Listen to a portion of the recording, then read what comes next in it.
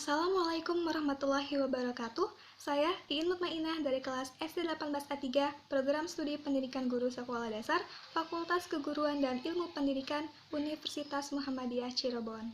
Di sini saya akan membawakan satu buah hadis tentang ciri-ciri orang munafik. An Abi Hurairah anin Nabi sallallahu alaihi wasallam qala ayatul munafiki salasun idza haddatsa kadzaba wa idza wa'ada ahlafa wa idza tumina khana, yang artinya dari Abu Hurairah bahwa Nabi Shallallahu alaihi wasallam bersabda, tanda-tanda orang munafik ada 3. Jika berbicara dia berdusta, jika berjanji dia mengingkari, dan jika diberi amanah dia berkhianat. Hadis riwayat Al-Bukhari. Hadis di atas merupakan hadis mengenai ciri-ciri orang munafik yang sudah sangat terkenal di masyarakat kita. Melalui hadis tersebut, manusia senantiasa diperingatkan dan patutlah untuk berhati-hati agar tidak termasuk golongan orang-orang munafik. Kata munafik berarti orang-orang yang nifak. Nifak secara bahasa maknanya adalah berbeda antara apa yang tampak, lahir, dan tidak tampak, batin. Apabila perbedaan itu menyangkut perkara iman, maka orang tersebut termasuk nifak i'tiqad. Contohnya, orang yang berkata, kami beriman, tetapi mengingkari di dalam hati. Pada zaman Nabi Muhammad, ketika berdakwah di Madinah, terdapat orang-orang munafik seperti itu. Nama orang yang terkenal dengan sifat kemunafikannya tersebut adalah Abdullah bin Ubay bin Salul. Menurut Ibnu Katsir, nifak adalah memperlihatkan kebaikan dan menyembunyikan kejelekan. Sementara itu, Ibnu Jurayj berkata bahwa orang munafik itu adalah orang yang perkataannya berlawanan dengan apa yang ia kerjakan dan batinnya menyelisihi lahiriahnya. Sebelumnya, pada hadis di atas telah disebutkan 3 ciri-ciri orang munafik. Ciri-ciri tersebut adalah apabila berbicara, ia berbohong, apabila berjanji, ia tidak menepatinya, dan apabila dipercaya, ia mengkhianatinya. Agar lebih memahami ketiga ciri-ciri orang munafik, berikut penjelasannya. Ciri-ciri orang munafik yang pertama adalah jika berbicara, dia berbohong. Orang yang suka berbohong atau menutupi kebenaran, maka dia akan semakin dekat dengan sifat kemunafikan. Bohong artinya adalah segala sesuatu, baik itu perkataan atau perbuatan yang tidak sesuai dengan keadaan sebenarnya. Berdusta dalam berbicara adalah faktor dasar munafik. Ia dapat merusak akhlak dan penyebab kerendahan orang yang mempunyai sifat-sifat tersebut adalah pengacau dan penipu masyarakat.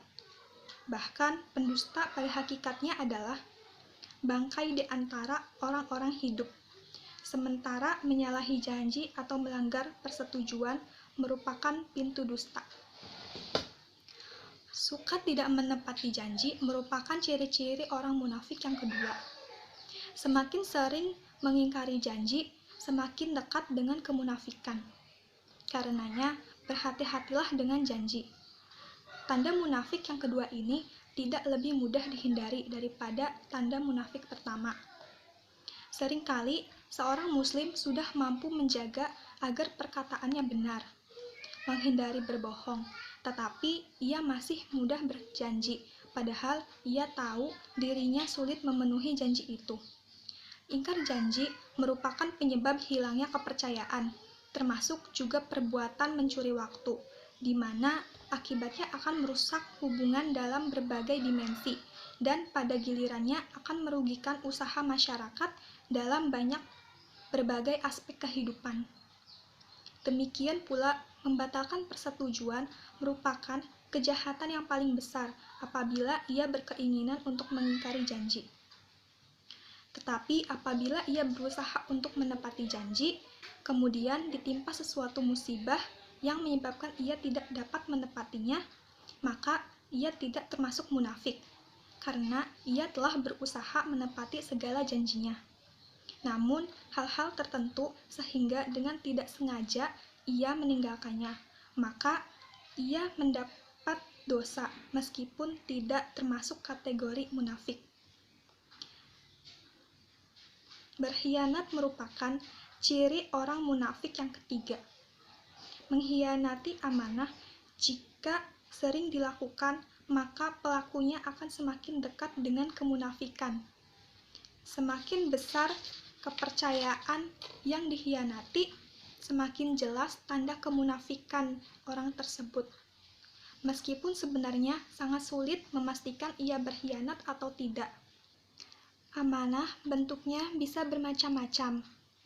Bisa jadi ia adalah pekerjaan atau profesi yang di dalamnya ada kewajiban yang seharusnya kita penuhi.